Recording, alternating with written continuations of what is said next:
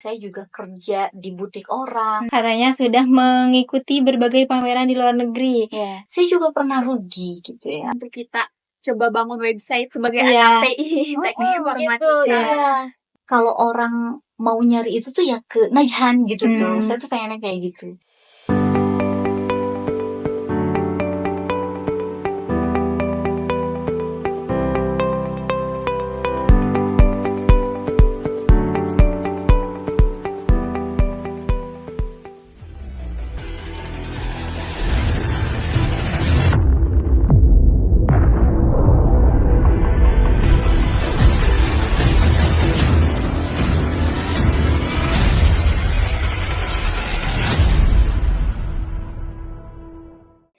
Assalamualaikum teman-teman. Di sini kali ini kita bakal ngehits nih ngobrol hebat, inspiratif dan terserap. Bareng aku Selisa Sabila dan aku Gina Sagita. Di podcast kali ini kita bakal ngobrolin banyak hal seru dan pastinya akan mendapatkan banyak insight, terutama buat kalian yang lagi pengen jadi pengusaha, terutama di bidang fashion ya, di bidang bisnis fashion. Nah, hari ini kita bakal ngobrol dan diskusi bareng dengan seorang pengusaha hijab yang sudah go internasional, seorang wanita karir yang sukses dan juga seorang wanita yang hebat ya. Dan kita di sini bakal ngobrol bareng Bunda Milky Barokah. Halo Bunda. Halo semuanya. Nah, terima kasih banyak Bunda sudah meluangkan waktunya untuk ngobrol bareng kita di sini. Gimana nih kabarnya Bunda? Alhamdulillah, baik. Nah, jadi teman-teman, Bunda ini selain menjadi seorang pengusaha ya Bun, beliau juga aktif di berbagai sektor, dari mulai pendidikan, organisasi sosial.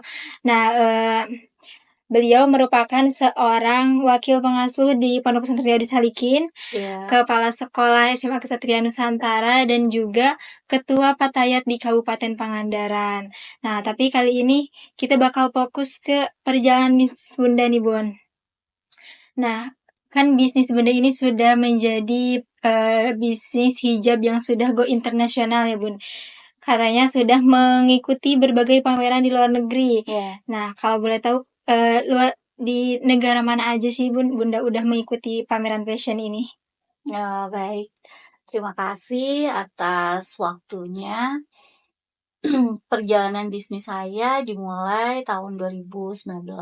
Ya sebenarnya sih sebelum itu juga kita sudah mulai, tapi mungkin mulai dikenal dan mulai serius itu di tahun 2019.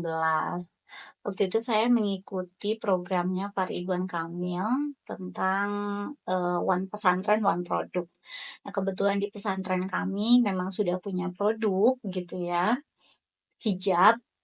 Waktu itu masih bordel gitu. Ya. Nah, jadi kita mencoba untuk mengikuti program ini. Jadi seperti biasa kita mengajukan proposal, kemudian ada penilaian dan lain sebagainya. Dan alhamdulillah pada saat itu saya termasuk pesantren yang mendapatkan program inilah gitu kira-kira. Nah, dari situlah mulai serius, dari mulai penamaan brand dan lain-lain. Nah, setelah berjalan, waktu itu kebetulan saya sedang pelantikan Ketua Fatayat Kabupaten Pangandaran untuk periode kedua, alhamdulillah terpilih kembali. Nah, saya ditawari oleh Ketua PW untuk gabung dengan para pengusaha di Jawa Barat. Jadi dari situlah saya mengenal Teh Hani Lovely ya, seorang desainer, dan dia yang membawa saya mengikuti pameran-pameran di luar negeri. Nah, jadi yang pertama itu di negara Turki ya. Kita ke Turki, ke sana, di sana memang acaranya fashion show aja. Jadi memamerkan produk kita ya, para pengusaha di Jawa Barat kepada orang-orang di sana gitu.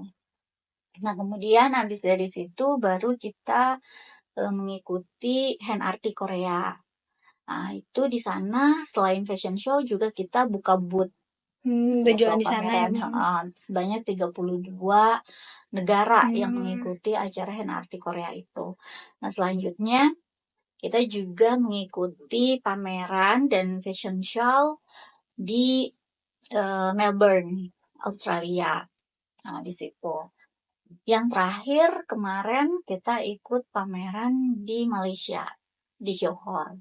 Ya, jadi kalau misalkan sudah go internasional mungkin karena saya sering mengikuti beberapa acara ya pameran dan fashion show di sana seperti itu gitu. Jadi sudah banyak banget nih negara yang sudah dikunjungi oleh Bunda ini ya. Sudah Alhamdulillah ya. sudah banyak Alhamdulillah. experience di luar negeri gitu. Iya. Nah, jadi kalau misalkan kan sekarang Bunda udah terjun ke dunia bisnis ya. Nah, di tengah banyaknya kesibukan dan tanggung jawab Bunda nih, bagaimana sih awalnya Bunda memutuskan untuk terjun ke dunia bisnis di tengah udah banyak nih kesibukan, tanggung jawab juga udah banyak. Nah, tapi Bunda memutuskan untuk tambah nih terjun ke dunia bisnis gitu. Kenapa ya? Karena mungkin kalau yang lain-lain itu adalah tanggung jawab yang memang tidak ada pilihan. Jadi memang harus di situ gitu ya. Nah, kalau suatu keharusan yang tidak boleh menolak sepertinya ya. Tapi kalau untuk bisnis ini memang saya senang. Saya senang, suka gitu ya, hobi.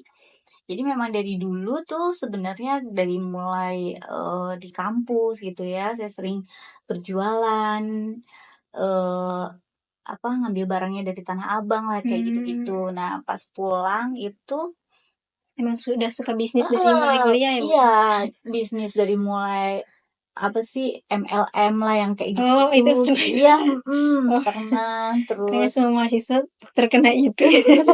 iya, MLM terus juga karena memang dari dulu pengen punya butik kayak gitu-gitu ya. Jadi saya juga kerja di butik orang, pengen tahu sih di mana sih membangun bisnis itu kayak gitu-gitu dari dulu. Jadi memang kayaknya ini apa ya? Passion saya di situ gitu. Saya suka ini gitu.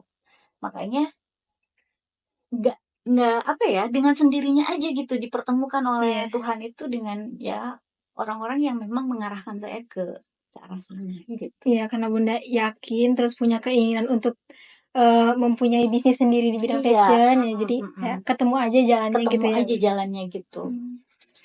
Oke. Tadi kan Bunda banyak kesibukannya ya, Bu. Nah, tapi bisnis hijab ini tetap eksis gitu. Tetap bersuara gitu. Di tengah Bunda ada kesibukan lainnya. Nah, ada nggak sih Bun struggle mengenai manajemen waktu? Nah, jadi memang betul ya. Kita itu harus tahu prioritasnya. Jadi saya itu menerapkan kepada diri saya sendiri gitu ya. Mana sih yang istilahnya hari ini apa yang mesti saya lakukan gitu. Apakah ini misalkan Najhan nih ada hal yang penting dan mendesak atau enggak gitu kan. Kalau misalkan di Najhan tidak ada yang penting dan mendesak itu bisa saya delegasikan aja gitu kan. Jadi saya nggak perlu terjun ke situ gitu karena memang sudah ada yang saya percayakan ke situ kan gitu. Begitu juga dengan di sekolah. Ketika memang di sekolah ada yang mendesak dan penting ya saya fokus ke situ. Begitu juga di organisasi. Jadi saya membagi gitu ya, membagi jadwal-jadwal itu mana yang memerlukan kehadiran saya dan tidak gitu. Hal-hal semacam itu yang bisa membuat semuanya kepegang gitu. Seperti itu. Prioritasnya yang mana gitu. Nah, di terus berkembangnya bisnis Bunda nih, Bun. Nah, pasti kan nggak mulus aja gitu, maksudnya diberi jalan dengan. Nah, apa sih tantangan terbesar dalam bisnis Bunda yang udah Bunda hadapi gitu dalam perjalanan bisnis ini? Sebenarnya gini, bisnis ini kan banyak ya pesaingnya ya. Iya, gitu. betul. Banyak pesaingnya tuh. Kalau fashion itu banyak banget pesaingnya. Saya juga pernah rugi gitu ya. Jadi sebelum memutuskan untuk udahlah beralih gitu ya dari bordel ke printing kan gitu ya. Dari bordel ke printing ini saya memutuskan ini tuh nggak sebentar gitu ya, nggak mudah gitu. Nah, tapi dengan keputusan ini berarti saya tahu bahwa bisnis ini itu pesaingnya banyak. Apakah saya mau sama dengan mereka atau saya harus membuat diferensiasi sendiri gitu. Nah, akhirnya saya memutuskan untuk saya pengen berbeda gitu. Saya pengen berbeda dari yang lain. Oke lah, misalkan dari segi bahan sama, dari segi printing sama gitu kan ya. Tapi yang membedakannya itu adalah saya setiap desain yang saya keluarkan itu membawa ciri khas gitu, membawa ciri khas, membawa rasa saya ke dalam desain. Karena mungkin Bunda juga emang suka gitu ya dengan desain. Jadi ketika Bunda membuat pun emang benar-benar itu mah ciri khas Bunda gitu. Contoh misalkan gini, sebenarnya kita punya tim sendiri ya. Kita punya tim sendiri untuk yang desain ini gitu. Jadi kita diskusi dengan mereka bagaimana sih gitu perjalanan filosofi dari brand ini tuh seperti apa, keinginan saya tuh seperti apa. Makanya mereka tuangkan dalam sketsanya gitu, yang sesuai dengan jiwa brand saya gitu. Makanya di tengah orang ganti bahan atau misalkan ganti apa gitu, saya tetap berjalan di situ gitu. Meskipun orang kayaknya udah nggak musim deh gitu kan, jilbab yang kayak gini kayaknya udah ganti sama bahan yang kayak gini, saya tetap di situ gitu. Karena itu tadi saya ingin Punya ciri khas. Punya ciri khas di situ, dan kalau orang mau nyari itu tuh ya ke Najhan gitu tuh. Saya tuh pengennya kayak gitu. Jadi orang tuh udah melekat di jadi udah jadi ciri khas itu tuh nempel juga di orang lain gitu ya. Tahu gitu kalau misalkan mau nyari itu tuh, oh udah ke Bunda gitu. Gitu tuh. Menanamkan ciri khas berarti ya Bun, kalau misalkan iya betul. dalam bisnis. Nah, tadi banyak tantangan juga ya Bun. Terus ada nggak sih sosok atau hal gitu yang bikin Bunda terinspirasi dari apa gitu untuk perjalanan bisnis Bunda gitu, sehingga bisa sampai sekarang? Banyak banget sih sebenarnya ya. Yang sering saya lihat itu mereka yang sudah istilahnya usianya jauh lah dari saya gitu ya. Orang-orang yang memang sudah berumur tapi mereka tetap eksis gitu ya. Mereka tetap eksis, mereka tetap semangat gitu untuk membuat karya gitu. Kenapa saya enggak gitu? Itu sih yang membuat saya masih berjalan sampai saat ini tuh masih ya di tengah gempuran ekonomi kan, masyarakat daya belinya kurang dan lain sebagainya. Saya masih tetap bisa mempertahankan itu tuh karena ya ampun, teman-teman saya juga banyak yang seusianya jauh gitu ya.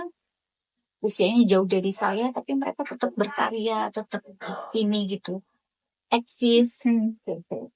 Memperjuangkan bisnisnya gitu. Kenapa saya berhenti gitu kan? Gitu. Ya berarti terinspirasi dari kenapa ketika yang udah lebih tua produktif, kenapa kita kenapa kita enggak Pasti gitu. kita lebih muda, lebih produktif. Harusnya lebih produktif Jadi lagi. punya semangat lebih itu dari situ kali. Iya, dari situ. Nah sekarang kan Bunda juga, kalau yang saya tahu ya, Bunda kan udah punya toko sendiri juga ya, toko di Pangandaran juga ada, terus di Bandung juga ada katanya. Juga ada, iya. Nah ada gak sih Bun perbedaan dari Bunda memasarkan hijabnya secara offline dan menggunakan platform media sosial? Enggak sih, enggak ada bedanya. Kalau menurut saya, maksudnya dibedakan dalam harga atau misalkan bedanya gimana nih? Nah, perbedaannya ada tingkat pemasarannya. Nah, misalkan lebih daya saing dari minat dari pembelinya itu lebih banyak dari online kah atau offline kah? Balance sih sebenarnya, tapi kan kalau sekarang itu mereka lebih seneng kalau misalkan lewat online ya gitu, seneng lewat online. Cuma untuk customernya Najhan gitu ya, untuk customernya Najhan, mereka tuh lebih seneng datang sih. Lihat langsung, lebih seneng datang. Pengen ketemu Bunda mungkin. Lebih seneng lihat langsung, datang gitu. yang di Bandung ke Bandung gitu kan, yang di Pangandaran ke Pangandaran gitu, lebih senang itu. Makanya tuh saya ingin punya konsep toko juga yang memang homey banget gitu, karena Oh sering iya. sering banyak dikunjungi, makanya Hmm. pengen yang lebih luas. Jadi mereka bisa nongkrong di Iya, situ, iya, bisa berlama-lama di situ iya. gitu. Ya semoga dengan seiring berjalannya waktu bisa sampai ke Amin, situ ya Bun. amin, amin, amin, amin. Tadi bicara tentang media sosial ya Bun, Mm-mm. berarti nyambung ke teknologi nih. Iya, iya. Di bisnis Najhan sendiri gitu, seberapa aja sih peran teknologi sudah mempengaruhi bisnis ini gitu? Sebenarnya banyak ya gitu ya. Karena jujur terus terang ya, kalau misalkan kayak TikTok live itu tuh saya dituntut gitu ya. Untuk sekarang ini makin kesini tuh dituntut harus ada, dituntut harus nge-live gitu, Jadi dituntut kayak harus udah ada yang nunggu pembeli online tuh udah iya, ada ya Kak? betul, pembeli online tuh udah ada. Cuma mungkin karena saya senengnya di belakang layar gitu ya. Terus lagi kalau misalkan eh, SPG gitu ya, SPG sekarang juga mungkin harus ditingkatkan lagi skillnya gitu ya, terutama jadi nggak bisa tuh kalau Cuma SPG cuma jagain. jagain doang tuh sekarang tuh Iya. nggak bisa Harus gitu. harus Ya, di toko. Ya, mereka tuh harus juga pintar dengan harus teknologinya ya. pintar teknologinya dan lain sebagainya gitu. Nah kemarin itu semua dikerjakan oleh saya sendiri. Ya dari mulai Instagram sampai TikTok sampai nge-live jadi saya gitu. Kan gini ya, maksudnya saya itu nggak mau bisnis ini tuh begitu saja diberikan kepada orang lain. Karena menurut saya membangun bisnis itu seperti merawat anak gitu, merawat anak. Jadi saya nggak bisa tuh tiba-tiba banyak yang nawarin, udah Instagramnya kita yang pegang dengan biaya sekian gitu kan, terus udah nanti TikToknya atau misalkan Shopee-nya dan lain sebagainya banyak. Bukan saya nggak percaya, tapi saya mau tahu dulu gitu. Ini tuh seperti apa Caranya sih sama terus sendiri caranya? gitu. Saya tuh selalu seperti itu gitu. Jadi mungkin dengan membayar orang itu lebih mempermudah gitu ya, Iya. mempermudah saya untuk menjalankan bisnis ini. Tapi dengan begitu juga banyak peluang orang untuk memanfaatkan atau misalkan memanipulasi dan lain Iya. sebagainya gitu. Nah, akhirnya mungkin itu juga yang menjadi kendala dalam bisnis saya gitu karena saya ingin sebelum memberikan itu kepada orang lain saya tahu dulu ilmunya. Itu juga sih yang Iya. bikin Ragu untuk iya, ragu Bu. gitu. Jadi orang tuh sering nanya gitu ke saya, kamu tuh pengen uang atau hanya seperti apa ya, memamerkan karya saja dan merasa puas dengan karya itu gitu. Karena misalnya tidak mempercayakan ini ke orang lain Gitu. untuk branding. Iya, Iya. betul gitu. Itu juga sih sebenarnya hal yang negatif ya gitu ya. Iya. Di satu sisi negatif karena ini yang akan menghambat perkembangan bisnis. Tapi di sisi lain saya merasa puas dengan apa yang saya kerjakan gitu. Seperti itu. Ya karena mungkin Terlalu ideal kalau kata orang iya gitu ya, sih. terlalu Karena mungkin ideal. ini dalam bisnis ini kan awalnya berasal dari hal yang disukai Bunda gitu. Jadi kayak Bunda tidak terlalu menargetkan untuk ke hal sana, asal Bunda seneng di Iya, dalam betul. menjalankan bisnisnya ya udah gitu. Tapi kan Iya. di sana juga Bunda bisa terus berkembang tapi dengan cara Bunda sendiri gitu ya. Iya, betul, begitu. Tapi kedepannya Bunda bakal coba bikin kah kayak misalnya bagian sosmed nanti apa akal Iya, sekarang juga sudah Oh, mulai, sudah mulai saya merekrut istilahnya orang untuk bikin konten gitu. Saya mempercayakan itu gitu kan. Terus saya juga sudah mulai tuh sekarang itu nyari orang untuk bisa megang TikTok, bisa nge-live. Cuma memang mungkin akan saya bimbing gitu. Tidak saya lepas begitu saja. Iya. Silakan berjualan dan lain sebagainya gitu dengan target baba. Saya bukan mengejar itu gitu. Iya. Mengejar target sekian, penjualan sekian, enggak. Tapi bagaimana supaya bisnis ini tuh tetap tetap eksis, tetap berjalan dalam gempuran apapun gitu. Nah itu sih. Nah, mungkin terima kasih banyak nih Bunda sudah meluangkan waktunya ya untuk ngobrol bareng kita di sini. Nah, terus ada gak sih inspirasi atau motivasi untuk generasi Gen Z gitu ya yang pengen terjun ke dunia bisnis? Kan sekarang banyak banget ya peluang atau sosial media yang bisa membuat Gen Z itu bisa terus berkreasi di Oke. situ gitu. Nah, bagaimana sih cara pandang mereka atau biar mereka tuh ya berani untuk terjun ke situ gitu, ke dalam dunia bisnis itu? Oke. Yang pertama sih jangan gengsi. Ya. Share life gitu. Iya, pokoknya jangan gengsi. Itu yang pertama. Terus yang kedua, jangan mudah nyerah. Karena bisnis ini tidak berjalan dengan mulus gitu.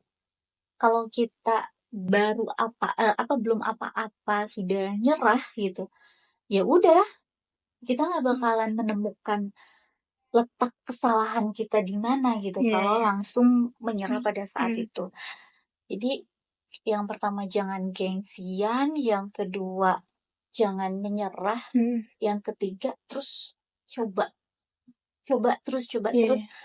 jangan mudah pindah. Itu Jangan yang paling FOMO ya, penting. jangan FOMO. Jangan FOMO. Jadi misalkan gini, sekarang lagi coffee shop kan di mana-mana gitu. Iya. Terus ya udah kita pindah aja ke coffee shop. Enggak gitu. Besarkan dulu bisnis yang ini. Kalau sudah besar, baru kamu bisa coba ke yang lain gitu.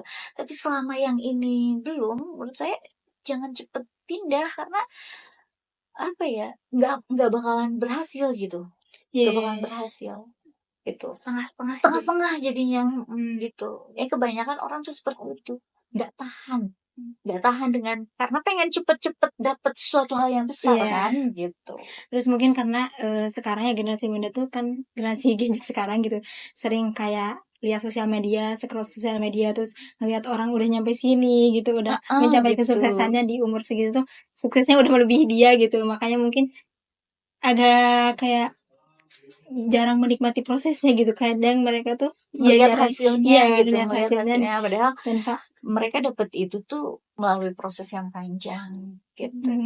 Itu sih kebanyakan orang gagal itu karena mereka bagus mencoba, tapi maksud saya mencoba dalam satu bidang dulu aja gitu. berarti mereka harus tahu dulu nih sukanya di bagian apa gitu ya. Iya. Nah, kalau misalkan sudah terjun di bidang fashion, nah ini dulu jadiin dulu gitu. Jangan baru melangkah 1, 2, 3 langkah ternyata kesulitan, udahlah pindah dulu.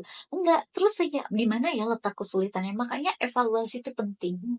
Jadi Evaluasi itu evaluasi. penting. Iya. Dalam bisnis tuh evaluasi penting. Oh, apa sih kekurangan saya? Oh, apa sih ya? Kenapa nggak bisa berjalan ya gitu? Di mana ininya gitu? Kita harus tahu. Nah itu mungkin. Ya jangan gengsian, harus percaya diri dan Iya. jangan gampang menyerah ya. Iya. Pokoknya Jangan gitu. gampang menyerah. Tuh. Dan mungkin harus nyari tahu gitu keinginan kita sendiri itu apa gitu ya. Iya. Jangan ngelihat hasil orang terus gitu ya. Jadi kalau bisa sih ya kita bekerja berdasarkan hobi gitu. Jadi kalau itu bagaimanapun gagalnya gitu ya, kita tuh akan tetap Karena suka gitu ya. karena suka, jadi tetap terus kita usahakan gitu. Kadang kalau udah suka tuh capeknya pun gak kerasa Nggak gitu. kerasa, benar. Capeknya nggak kerasa. Nah, tapi Bunda kan sekarang udah memanfaatkan media sosial ya Bun untuk brand hijabnya. Nah, mungkin kita gimana ya sedang mencari peluang bisnis juga nih Bun ya di sini. Nah, mungkin karena di daerah kayak desa gitu kan, di daerah misalkan Bunda di Pangandaran gitu ya. Mungkin kalau misalkan platform media sosial itu menggunakan TikTok ataupun IG. Nah, kami itu pengen membantu branding UMKM ataupun ya kayak misalkan Bunda brand hijab gitu ya, mempunyai platform tersendiri gitu Bun. Jadi kayak punya websitenya sendiri, jadi orang bisa lihat nih produk hijab Bunda tuh kalau misalkan orang nanya tentang kalau misalkan orang nyari search hijab gitu di Google gitu ya, nah nanti bakal muncul gitu brand hijab Bunda. Nah makanya mungkin nanti kita semoga ya Bun bisa terinspirasi untuk membisniskan hal itu juga sih ya, membisniskan hal bagus itu juga. itu. Rencananya juga saya pengen punya website. Nanti di situ tuh ada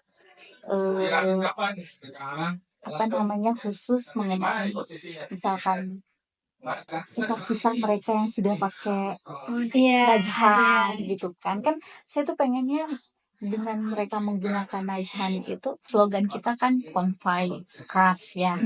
Jadi mereka merasa nyaman, mereka merasa tidak kegerahan, mereka merasa percaya diri. Nah, saya tuh pengen orang-orang yang pakai brand saya itu gitu merasa itu, yang tadinya nggak pede jadi pede gitu kan, yang tadinya merasa aduh pengen lepas jilbab deh karena pakai jilbab tuh gerah gitu kan, yang nggak nyaman dan lain sebagainya. Nah itu tuh enggak gitu, dengan menggunakan itu enggak. Saya tuh pengen menuangkan rasa itu ke dalam brand saya. Nah nanti tuh pengen ada di websitenya itu cerita-cerita mereka gitu. Gimana sih awal mula mereka memakai brand ini gitu. Gitu. Yang tadi jadi inspirasi buat websitenya ya, kayak isi-isinya untuk kita coba bangun website sebagai anak TI, teknik informatika. Saya kan tadi keresahan dari Bunda sendiri kan, kalau bukannya Bunda gak mau mempergunakan media sosial, tapi karena Bunda juga ingin memahaminya dulu gitu ya. Mungkin itu bisa jadi satu solusi gitu ya buat keraguan Bunda untuk menggunakan teknologi, tapi kita memberikan solusi untuk menggunakan website gitu untuk brandingnya. Iya. Memang rencananya seperti itu.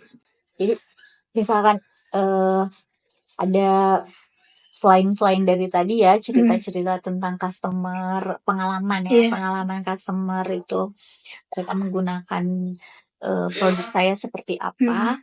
Saya juga mau ada historinya dari setiap filosofi dari setiap hijabnya gitu ya, desain hijabnya gitu. Dari awalnya dari sini, semoga kita juga bisa menjadikan niat ini tuh menjadi bisnis buat kita juga gitu. Bisnis buat kita juga, nggak hanya simbiosis mutualisme. Iya, nggak hanya membantu membantu brand hijab Bunda, tapi membantu UMKM di berbagai wilayah lainnya gitu. Amin. Terima kasih Bunda sudah meluangkan waktunya untuk ngobrol dan diskusi bareng kita di sini. Banyak banget ya hal yang bikin menginspirasi untuk wanita-wanita di luar sana yang melihat podcast ini. Amin. Semoga bisnis hijab Bunda terus sukses dan terus lancar, dan Bunda terus berkembang dalam segala bidangnya. Amin. Doa yang sama untuk kalian. Ya, amin. Terima kasih Bunda. Oke, makasih Bunda, dan kita terima kasih kepada teman-teman semua yang sudah mendengarkan sampai akhir. Semoga podcast ini dapat memberikan banyak insight juga kepada teman-teman semua yang mendengarkan. Salam sukses dan terus semangat, dan semoga kita bisa menjadi seorang perempuan seperti Bunda yang tidak pantang menyerah, yang terus mencoba. Terima kasih banyak Bunda. Sekian mungkin ya dari kami. Wassalamualaikum warahmatullahi wabarakatuh.